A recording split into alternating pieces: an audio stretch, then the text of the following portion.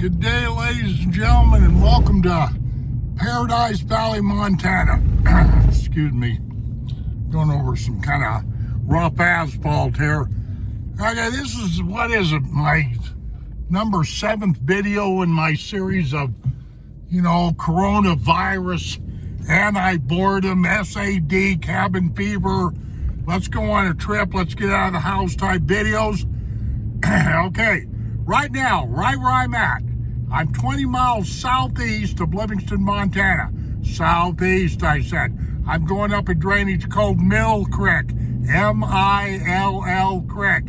And believe you me, this is big country back here. Make no mistake about this, ladies and gentlemen. You've got the East Fork of Mill Creek, West Fork of Mill Creek, East Dam Creek. There's all kinds of stuff back here. Lots of really rough country. There's a lot of rock slides, and all that. But the thing about Mill Creek proper itself is right there. This is what happens in this country. Look at them deer.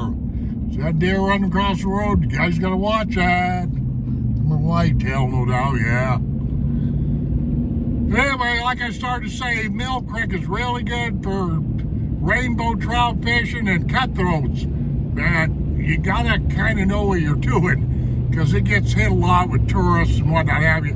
It's a really, really rocky little creek, slick, and all that kind of stuff. Footing is atrocious in there. If you want to bust your rear end, Mill Creek is the place to do it. I mean, you gotta have, really good foot gear, waders, especially foot gear, especially them kind of wading boots with cleats on them and that kind of stuff, because man, you can really, you can break a leg real easy in Mill Creek, because it's, a lot of boulders, real slick, footings, the footing's atrocious. Of course, this time of the year, I forgot to say, this is April 4th of 2020. See, it's a Friday, is it? No, it's a Saturday, I believe. Forgive me if I got that wrong.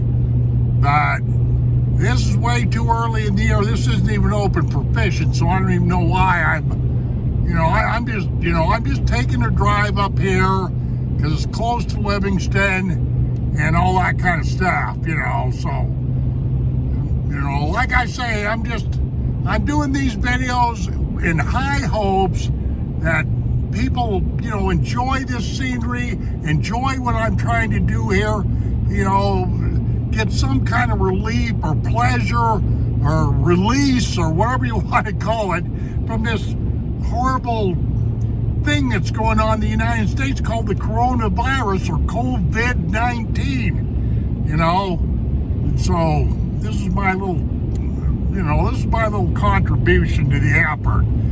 I'm urging everybody to work together, stop fighting, look for solutions, do what the medical experts are saying, that kind of stuff, you guys know.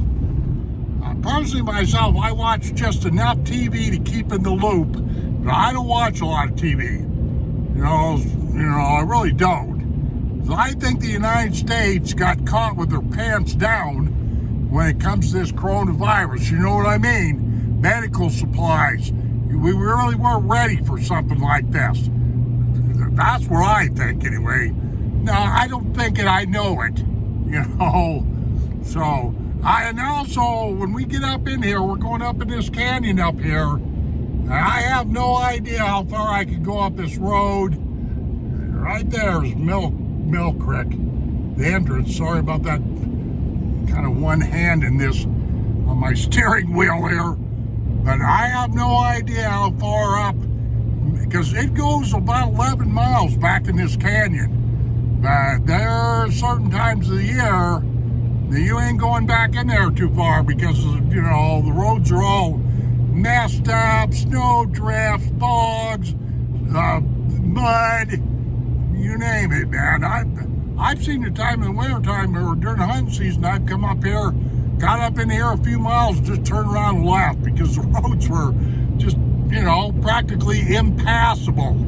You start getting into that kind of stuff, it's time to hang it up, ladies and gentlemen. Let me Trust me on this. I've said several times in my video files about getting stuck and all that. Well, I've been there. And it's no fun when you got to spend 2 or 3 hours getting unstuck with a shovel. I've been there. Know what I'm talking about. So, you know, it's also a good idea in this country, you know, like I've been saying, actually, you know, a real good idea to own a 4-wheel drive, and it's a real good idea to own chains all the way around. I have a set in my garage, but generally speaking, I don't have to put chains on, you know, because I just simply don't go places like this right here. But I have an idea that we've had enough sunlight and whatnot have ya, you know, where I can go up this road a ways. Okay, we're starting into this Mill Creek Canyon. Like I say, this is some really rough country. I've done a lot of fishing up here. I have done some recording, and, you know, but I don't know if I've ever recorded driving in here or not. In fact, I should have showed you Mill Creek back there. It's back over that way over there, but anyway, right there, pavement ends. I don't know if you can see that sign, but this is USFS land. See the next 11 miles? Well, that's how far up this road goes. Actually, you could drive all around this country, but they've got a bunch of old logging roads that are closed off. The United States Forest Service has got them closed off. So, you got a lot of mountain biking, you know, there's a lot of people that, you know, just hike around and that kind of stuff. But this is rough country up here. I kid you not. I kid you not. Landslides, rock slides, all that kind of stuff. Okay. Anyway, Mill Creek is down. Well, you can't see it, but it's down there. Oh, man. I tell you. Well, I know you can't see it. What's this guy doing? Yeah, I better keep my camera off his license plate there or somebody be freaking out. But yeah, this country up in here, I just thought I'd take a drive up this way, see what's shaking. I have been on this road before where it was so ruddy and icy and snow-packed that I just turned around and left. You know, I really don't like that. But look at that. Look at how they used to build these old cabins. Check that guy out right there. Check that out. That's an old cabin.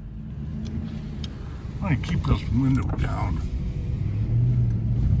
Okay, guys, got to be careful. There are a few people. If you want to know if there's people that live up here, yeah, there really is.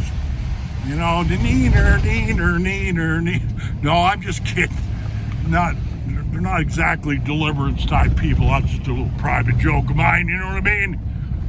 But yeah, the access in the wintertime, in the dead of winter, is kind of tough in here. But I do believe that they keep this road plowed to a certain extent. But you can only go so far up this road, and they got the main service, USFS, that's United States Forest Service. You know, they got big gates across, so you can't go all the way up to the end of this. You know, it's that simple. What do we got? 8 minutes and 25 seconds. We're doing pretty good. There's the creek down there. I'm doing a terrible job. Now,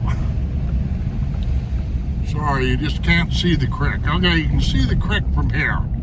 There's a little vantage point. Right there, right there. Now, I want you people to pay attention to something here. You know, this is some really good fishing if you know what you're doing. Fly fishing, if you have the right patterns and blah, blah, blah. But believe you me, when we have spring runoff, you can't even stand up in that water. It's roaring down through here. So there you are. But this is Mill Creek, Montana, and you're definitely looking at some good fly fishing, okay? Simple as that. Okay, let's go on down up the road just a little bit further. I hope you're enjoying this little scenic tour. This road has actually got less snowpack on it than I thought. Now, I'm kind of amazed at that. Of course, I think they do plow this and gravel it, I think. Oh, there's a nice area right there. And anyway, she's kind of sloppy up here, but that's one thing about driving on these country roads up here in Montana. You really got to watch how muddy these roads are because they have a unique way of pulling you up in the borrow pit. Are you hearing me? pulling you right off into the borrow pit. And if you do that, guess what you are? You're stuck. It's as simple as that. You know, that ends a kid's fun. Hey, you liking what you're seeing? You're up in this big black timber here in Montana. That's all there is to it. This big country back here. Mill Creek. Ooh, man. Gotta get around that person there. Oh, there's a nice little scene right there. Nice little scene right there. Stop here for a second. Have you look at that. Okay, I can see we're on 10.5 minutes. I want to get up to this one certain spot, and I'm not going to go any farther. That's a nice scene right there. Right there. Oh man, somebody's got my spot up here. I don't know what they're doing, but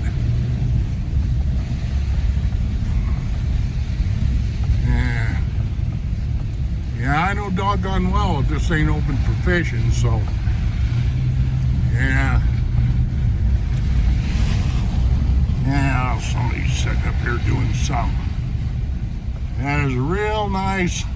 This is actually where right here is a real nice area for fishing, but of course, kid can't.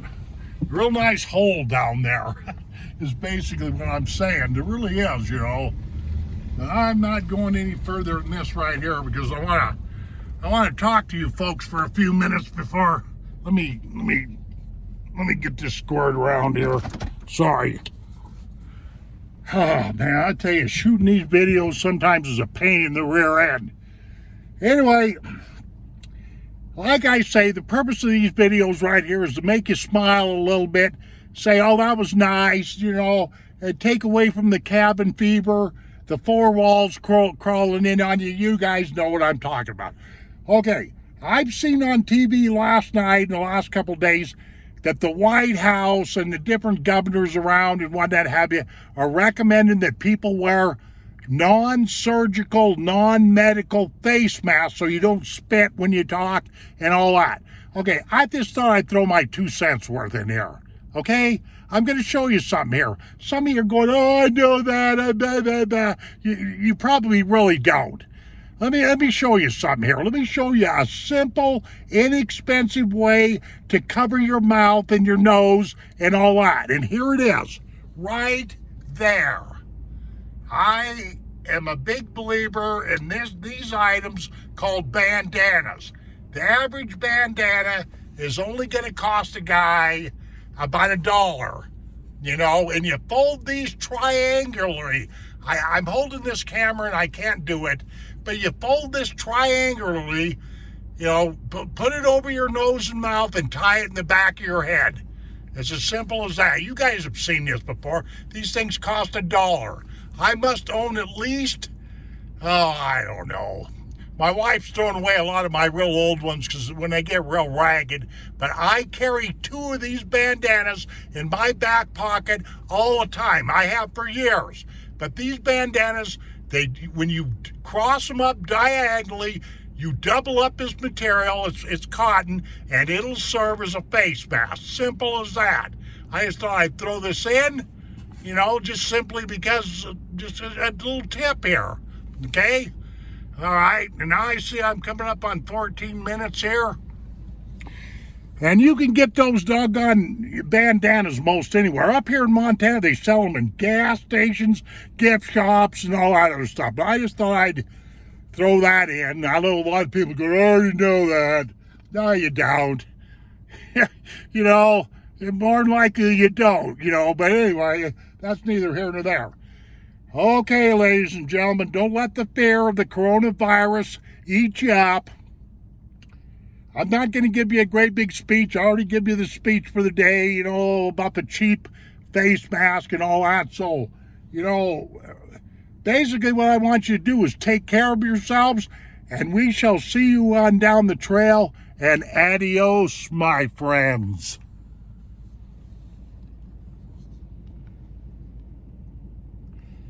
Boop.